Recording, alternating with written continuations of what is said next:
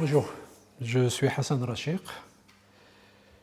Aujourd'hui, nous allons introduire le cours Espace, Société et Pouvoir. Le cours a plusieurs objectifs. Il y a l'objectif général qui est de sensibiliser les étudiants à la dimension spatiale des phénomènes sociaux. Dimension spatiale des phénomènes sociaux. Donc chaque fois que nous analysons, chaque fois que nous lisons des textes, chaque fois que nous regardons une photo, un film, etc., un paysage, il y a une dimension spatiale qu'il faudra tenir en compte. Par exemple, vous avez certainement eu l'expérience de deux types de dispositions de tables dans un cours. Linéaire, une disposition linéaire, et une disposition en U ou une disposition circulaire. Quelle est la différence entre les deux dispositions? Quelle est l'argumentation, la motivation pédagogique derrière? C'est un peu, si vous voulez, la dimension culturelle de cette distribution spatiale. Il n'y a pas une distribution spatiale, une inscription de l'espace en dehors de certaines idées, en dehors de certaines valeurs, en dehors de certaines notions culturelles, idéologiques, etc. Une pédagogie, un principe pédagogique égalitaire implique une disposition circulaire. Le prof n'est pas au centre. Il n'est pas exclusivement au centre. Alors qu'une disposition linéaire, où les étudiants ne se regardent pas, hein, chacun regarde la nuque de l'étudiant qui le devance, c'est une disposition où le savoir est relativement exclusif au prof. La transmission du savoir ne peut venir que du prof, pas d'interaction entre les étudiants, parce que pour qu'il y ait interaction, il faut que les étudiants se regardent. Mais ça peut être également l'espace domestique. Vous vivez dans des appartements, dans des villas, que sais-je, il y a une disposition spatiale, et cette disposition spatiale peut être orientée par le principe de l'intimité. Il y a des espaces intimes, des espaces non intimes, par l'espace public ou privé, il y a des espaces publics et il y a des espaces privés, ou par un espace traditionnel, beldi, un espace moderne, romé, etc. Vous pouvez prendre le Parlement, vous pouvez prendre les grandes réunions des gouvernements, vous pouvez prendre la disposition des leaders dans une réunion qui est à gauche, qui est à droite, qui est devant, qui est derrière, etc. Ça, c'est l'aspect général. Nous n'allons pas traiter de cela, mais je vous dis tout simplement qu'il y a une disposition spatiale qui est orientée par une culture, par un environnement culturel, par des notions culturelles, comme vous voulez. Alors, donc l'espace dont il s'agit ici n'est pas l'espace physique. L'espace dont il s'agit, c'est un espace qui est construit culturellement, qui est construit socialement. Il y a un espace pour les femmes, un espace pour les hommes, un espace pour les vieux, un espace pour dans une structure urbaine pour les riches, un espace pour les pauvres, un espace pour les loisirs, toujours dans la structure urbaine, etc., dans une ville. Vous pouvez lire une ville à partir de son espace. Ça a été fait. Hein, l'écologie culturelle, l'écologie urbaine lie la ville, la distribution de la ville, en termes de fonctions industrielles, loisirs, résidentielles, etc. Donc l'objectif général, c'est de dire tout simplement de sensibiliser les étudiants à travers le cours, mais à travers également les activités, à prendre en considération la dimension spatiale. À chaque fois dire, je suis dans un village, je suis dans une maison, je suis dans un parlement, je suis dans un lieu de travail, ici, à l'université, comment cet espace est distribué et selon quels critères. Est-ce qu'il y a des critères ou pas? Est-ce que c'est arbitraire ou est-ce que c'est motivé? Ça, c'est l'objectif général. L'objectif particulier, parce que dans un cours, il faudra être concentré sur une thématique particulière, il ne faudra pas se disperser, il faudra creuser un sillon et le creuser bien. Donc ça va être autour de la création de l'espace national au Maroc. Et vous voyez qu'il y a un espace national, il y a un espace local. Le concept national de national n'est pas un concept spatial. C'est un concept idéologique, c'est un concept politique. Et donc, le fil conducteur du cours, ça va être comment au Maroc a été créé cet espace national. Comment on est passé d'un espace tribal éclaté, d'un espace divisé en bled Siba et bled Makhzen. Et faites attention, le mot bled est une notion spatiale. Mais lorsqu'on parle de bled Makhzen et bled Siba, on n'est plus uniquement dans l'espace, on est dans un espace qui est chargé politiquement, qui est chargé idéologiquement et qui est chargé émotionnellement également. Donc vous avez, on va partir du Maroc, on va dire précolonial, traditionnel, avec les caractéristiques de l'État traditionnel, c'est-à-dire que l'État traditionnel n'avait pas la capacité administrative, militaire et financière de contrôler tout le territoire. Il ne s'agit pas uniquement du Makhzen, il s'agit de tous les États traditionnels. Sur le plan technologique, sur le plan financier, sur le plan bureaucratique et administratif, les États traditionnels n'avaient pas la capacité d'administrer, comme le fait l'État moderne, d'administrer un espace. Donc on va passer d'un espace éclaté, en bled Siba, ou divisé en bled Siba et bled Makhzen, divisé en tribus, divisé en espaces juridiques particuliers, et comment on va passer également de cet espace juridique particulier à l'espace national. Donc voilà le fil conducteur. Que veut dire bled Makhzen, que veut dire bled Siba? Qu'est-ce que c'est qu'un État traditionnel? Nous allons commencer par les caractéristiques de l'État traditionnel, mais par la suite, qu'est-ce que c'est qu'un territoire tribal? Qu'est-ce que c'est qu'un territoire national? Avec des notions nouvelles, telles que la notion de patrie, al-Watan, qui est une notion également spatiale, mais qui est chargée et qui est orientée sur le plan idéologique. Donc voilà un peu on va dire le canevas général du cours. Sur le déroulement du cours, ça va être, c'est 10 séances, mais il y a une séance introductive et puis une séance conclusive, mais il y aura 8 séances consacrées réellement à des thématiques. On va commencer par l'état traditionnel. C'est quoi l'état traditionnel? Pourquoi j'insiste sur les concepts? Parce que souvent, lorsqu'on parle des concepts locaux, il est très important de partir des concepts locaux. Il est très important, on ne peut pas parler de l'état traditionnel au Maroc sans parler du Makhzen. On ne peut pas parler de l'espace local, du pouvoir local sans parler de bled Siba. On ne peut pas parler de l'espace juridique particulier sans parler de l'Orf ou des Zarfons berbères, etc., etc. Donc il y a des équivalents.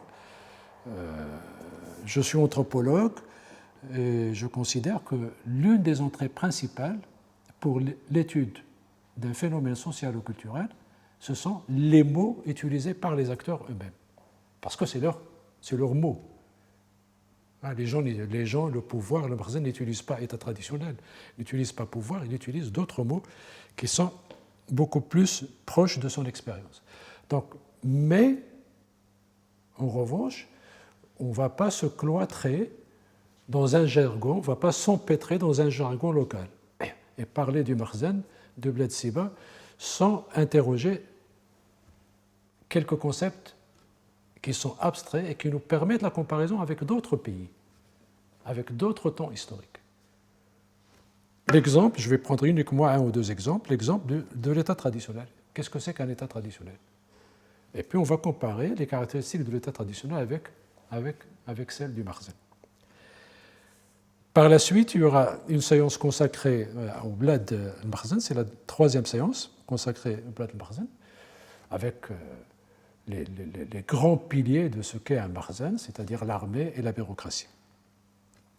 Bled Siba également, mais à ce moment-là, le concept de bled Siba va être interrogé à partir de 3 concepts. Est-ce que le bled Siba est un pays d'insoumission? Est-ce que c'est un pays de coutume? Est-ce que c'est un pays d'anarchie? Et nous allons discuter un peu ces trois dimensions. Il y a d'autres dimensions symboliques, parce que le Makhzen n'est pas uniquement une autorité militaire et politique. Le roi est également un chef spirituel, un commandeur des croyants. Et donc, qu'est-ce que cela implique au niveau territorial? Il y a deux territoires, Bled Siba et Bled Makhzen, mais il y a un territoire potentiel du Makhzen, du Makhzen au sens spirituel du mot, au sens que de la commanderie des croyants, ou même des tribus de Bled Siba, d'accord, respectés, faisaient le prêche de vendredi, éventuellement, à la gloire du sultan. Donc il y a une séparation militaire, une séparation politique entre Bled Siba et le Makhzen, mais il y a un territoire potentiel qui est le territoire du Makhzen, mais en tant qu'autorité spirituelle, pas uniquement en tant qu'autorité politique. Nous allons consacrer une séance au modèle segmentaire. C'est l'un des modèles, on va le comparer avec d'autres bien sûr, mais c'est l'un des modèles qui répond à la question comment se maintient l'ordre en dehors de l'État.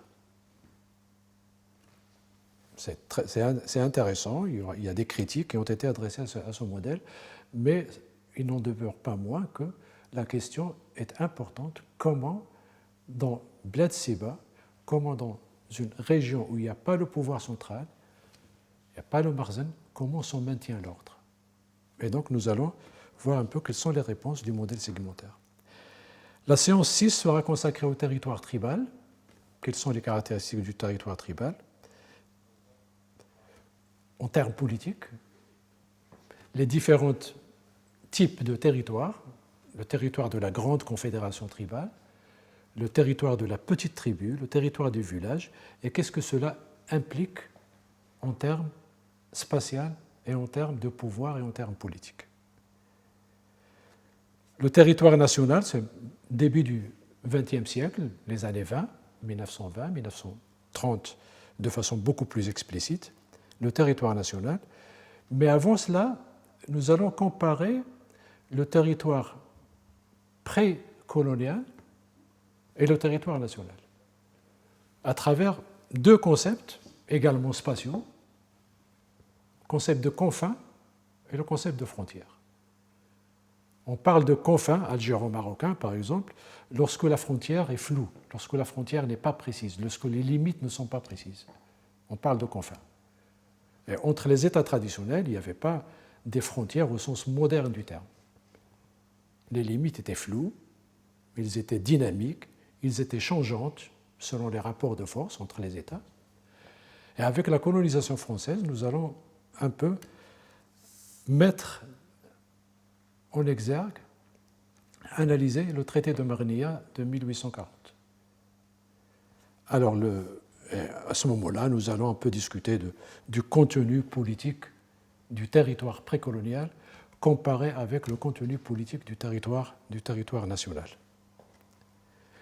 La conception de nation et patrie, nous allons consacrer également un moment à la genèse d'une notion qui groupe tous les Marocains, qui va au-delà des tribus, qui va au-delà des zaouïas, qui va au-delà des corporations. Et ça, c'est les années 30 de façon explicite, je veux dire, après le fameux Daïr berbère, au Daïr dit berbère. On discutera tout ça. L'espace juridique particulier, nous allons également, toujours par rapport à l'espace précolonial, qu'est-ce que c'est qu'un espace juridique particulier? Si le Makhzen ne pouvait pas administrer le territoire,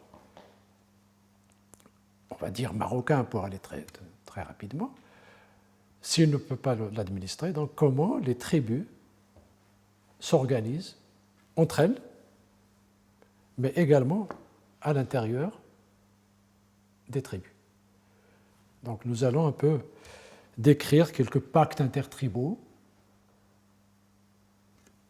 de protection, des pactes d'alliance à travers lesquels les tribus réglaient leurs conflits, établissaient la paix, déclaraient la guerre, etc. Et puis un petit moment, bien sûr, un autre moment de cette séance sera consacré au voyage dans le Maroc précolonial. Comment les gens voyageaient. Il y a un espace, Blad Siba, Blad al-Makhzen, comment les gens se débrouillaient, les commerçants, les voyageurs, comment ils se débrouillaient pour traverser cet espace-là. Parce que l'espace, même si j'ai dit tout à l'heure, il est éclaté en tribus, ça ne veut pas dire qu'il y a une juxtaposition des tribus, que les gens restaient dans leur tribu, il y a une circulation. Et nous allons voir un peu comment, à travers essentiellement l'institution de l'Azdata, comment les voyageurs y recouraient pour se déplacer d'une région à une autre. Dernière séance sera consacrée à l'espace juridique national.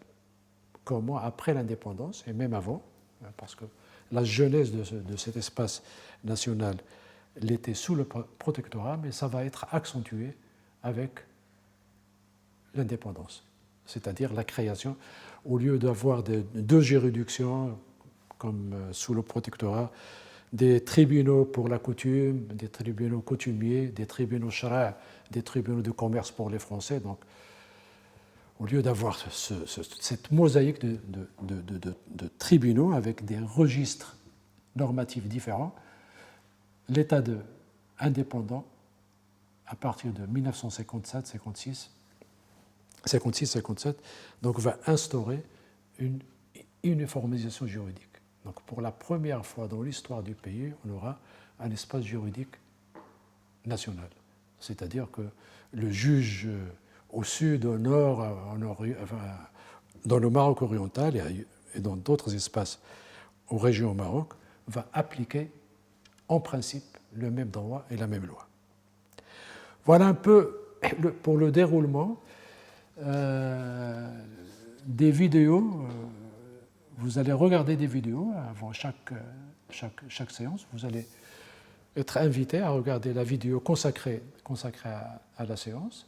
Il y a quelques suggestions de lecture, mais vous aurez également d'autres suggestions beaucoup plus complètes dans le syllabus qui vous sera transmis incessamment. Pour les autres aspects, ça va être bien sûr un cours interactif. La preuve, vous allez regarder le contenu du cours avant même de venir au cours. Et ça, je pense que c'est une chance importante parce que ça vous permet de préparer vos questions, vos remarques, et ça permet également à moi et à Marwa Dahou, qui est assistante de recherche, qui est l'assistante de recherche de ce cours, à aller plus loin, parce que nous n'allons pas répéter les vidéos, nous n'allons pas répéter le cours. Il faudra partir des cours pour aller encore plus loin avec vous, et ça ne dépend que de vous. Donc voilà, je vous présente Marwa Dahou.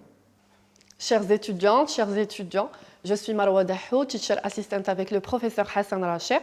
Je vais vous accompagner tout au long de l'année pour vos cours avec le professeur, et je vous souhaite à toutes et à tous très bon courage. Voilà, donc à très bientôt. Bon courage pour les vidéos. Bye bye.